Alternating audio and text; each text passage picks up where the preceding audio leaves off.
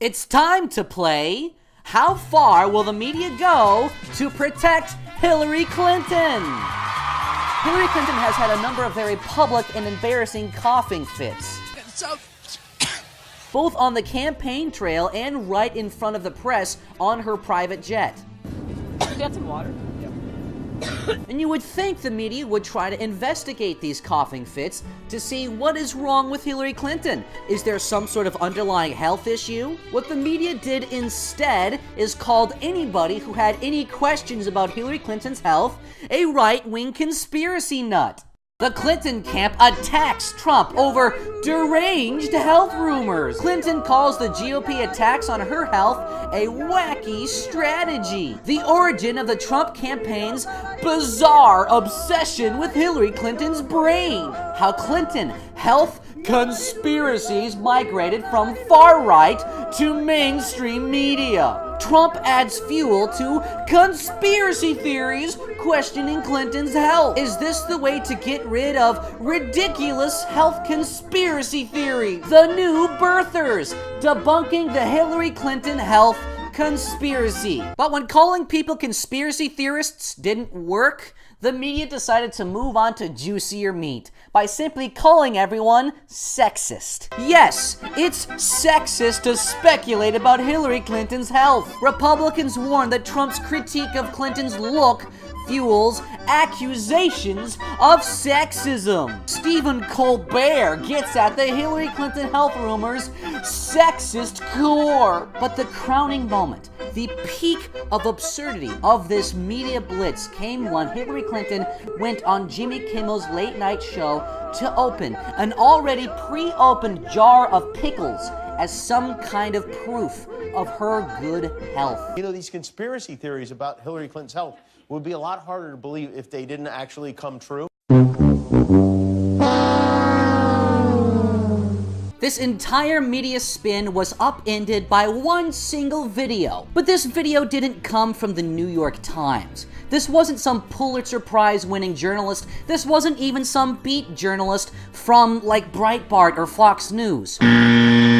This video, the video that upended the entire media bias about Hillary Clinton's health, came from some random person with a cell phone camera who posted the video to Twitter.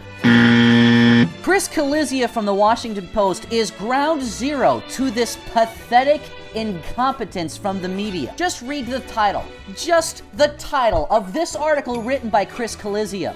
Can we just stop talking about Hillary Clinton's health now? And I'm not sure what's worse about this. The fact that he's writing a title of an article on the Washington Post that sounds like some 13-year-old valley girl arguing with their mom. Mom, let's just stop talking about Hillary Clinton's health.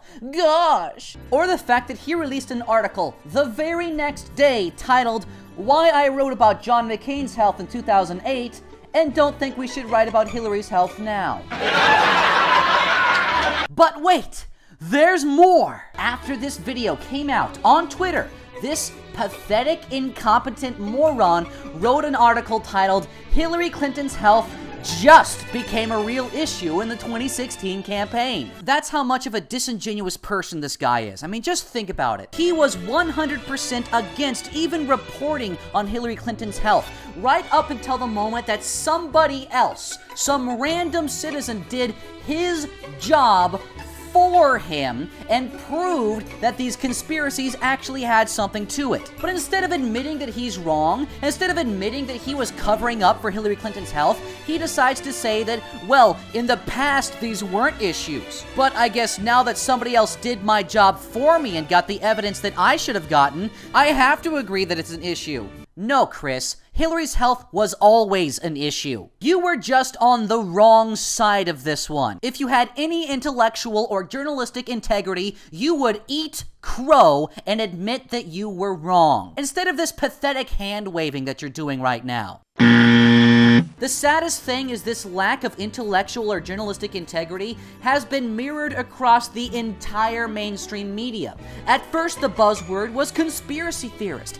Then the buzzword was sexist. And now the buzzword is powering through. She made a determination with her doctor that she would power through this. She made a decision to just power through this. We've decided to power through sometimes, just power through this. Continue to power through. Yes, she tried to power through it. She decided to power through it. Well, Brooke, she just wanted to power through. She just wanted to power through her schedule. So she wanted to just power through and keep doing it. I As you know, she appreciate was a all senator. of her desire to power through. To power through and get things done. She tried to power through it. It was Hillary Clinton's decision, essentially, to power. Just stop! This isn't even funny anymore! So here's a brief summary of events I'd like to present to you and ask you if anything seems fishy, or perhaps out of the ordinary. Hillary Clinton left a 9/11 memorial early because of a health issue. She claimed that this health issue was because of overheating, and the media's response was to lap this up like some little lapdog. Of course, the big story today has been the fact that Secretary Clinton left rather unceremoniously, having become overheated. We should say the weather has been horrific, very hot, extremely humid temperatures. She was adorned in a long-sleeved coat, a pantsuit. But the thing is, on that day, the weather was 77 to 79 degrees. A few short hours after collapsing headfirst into what looks like a miniature short bus, Hillary Clinton suddenly comes out of Chelsea's apartment and even has a little photo op with some little kid. But we learn later that actually Hillary Clinton wasn't fine. She had been diagnosed with pneumonia, and apparently she isn't going to fully recover from this pneumonia until October. If that's true, then who the hell is this person pretending to be Hillary Clinton? The media, for its part, has been caught up in a lie, or at the very least a grand conspiracy of silence on this important topic. And their response is to suddenly change the topic to racist frog memes. And that cartoon character next to Trump started out several years ago as a random obscure internet meme known as Pepe the Frog. It has since been at least partially co-opted by white supremacists and neo-Nazis. Donald Trump Jr., for example, he put this image on his Instagram account. It's a meme of Pepe. And for those of you who don't know, Pepe is a white nationalist symbol. That's why the questions come up. George, if I'm glib, perhaps that's the case. I'd never even heard of Pepe the Frog. I mean, I bet 90% of your viewers haven't heard of Pepe the Frog. He will trigger the Redditors and the people that are in his 4chan fan club, the Nazi frogs. This picture accurately represents the Clinton campaign. Hillary has jumped the shark, claiming that if people make internet memes about toads or frogs, which have been around for a decade, it means, having fun, that it's racist. 2016 is the year that Alex Jones became the voice of reason in the media. For some reason, the entire media is reading off of a script written by this statement from Hillary Clinton's website. But the ridiculous insanity begins before you even get to the statement itself. Because the website asks you a question and the only answer it gives you is to agree. What a ridiculous manipulative echo chamber. The statement reads like it's arguing with itself, like the website doesn't even believe its own bullshit. Wait, really? White supremacy? Please explain! Frankly, how anybody could believe this is beyond me. At this point, Alex Jones has more journalistic credibility than the entire media. Scott Adams, a cartoonist, has more credibility than mainstream media. Mike Cernovich, an MRA pickup artist, misogynist fraud, has more credibility than the entirety of mainstream media. I mean, hell, I have more credibility than mainstream media at this point, because just like that citizen journalist did with that video of Hillary Clinton, I went out of my way to do the media's job for them. That meme that Hillary Clinton is raising a big old stink about, I contacted the person who made that meme, and I asked him a few simple questions. Interview with a racist, white nationalist, Trump-supporting internet troll. Hello everyone, this is Officer Nasty. Yes, I am the creator of that notorious Deplorables meme.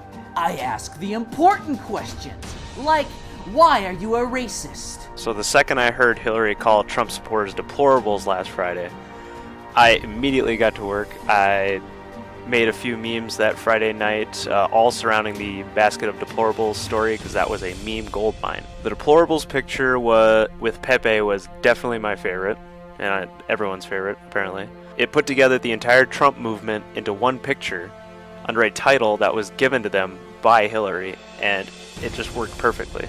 And why are you silencing people of color? Well, obviously, I'm a Trump supporter, and we're actually seeing meme magic at the highest level possible. We are having an effect on a United States presidential election. I mean, I'm sure you've seen Trump's retweet of a rare Pepe. I mean, it's just simply incredible. No, I am definitely not racist. No, I would not call myself a white nationalist either.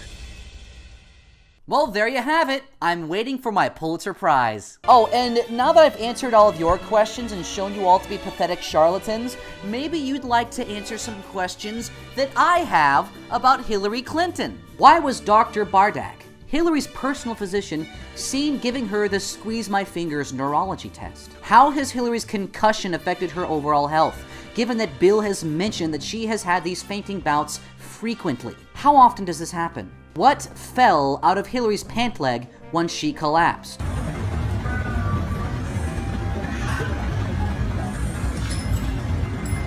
Why is she wearing Fresnel lenses?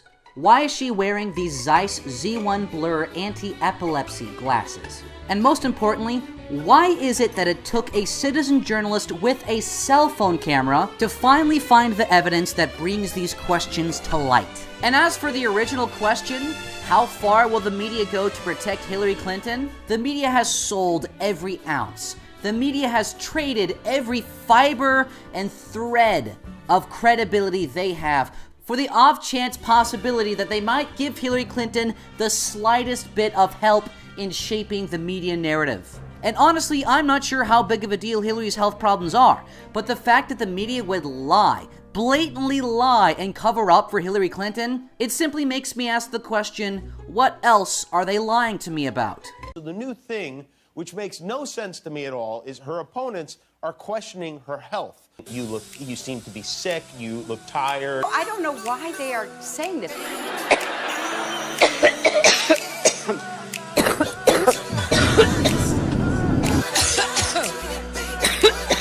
It just absolutely makes no sense. What the American people are looking for right now is straight answers to tough questions. And that is not what we've seen out of Senator Clinton. Dark conspiracy theories, paranoid fever dreams about my health. Far dark reaches of the internet, the alt-right.